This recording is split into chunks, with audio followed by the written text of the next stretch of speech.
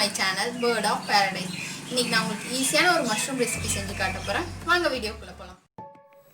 Mushroom egg சாண்ட்விச்சுக்கு தேவையான ஒரே ஒரு வெங்காயம், அரை டீஸ்பூன் இஞ்சி பூண்டு பேஸ்ட், 2 கைப்பிடி குடமிளகா, அரை டீஸ்பூன் குருமிளகுத்தூள், அரை டீஸ்பூன் கரம் மசாலா, ஒரே ஒரு மிளகா விதை எடுத்து நறுக்கி வச்சுருக்கேன், 1/4 டீஸ்பூன் மிளகாய்த்தூள், ஒரே ஒரு பிஞ்ச் மஞ்சத்தூள், 250 கிராம் காளான், 4 பிரெட்டை டோஸ்ட் பண்ணி வச்சுருக்கேன். இதுக்கெல்லாம் தேவையான அளவு உப்பு, ஒரே ஒரு எக்கு.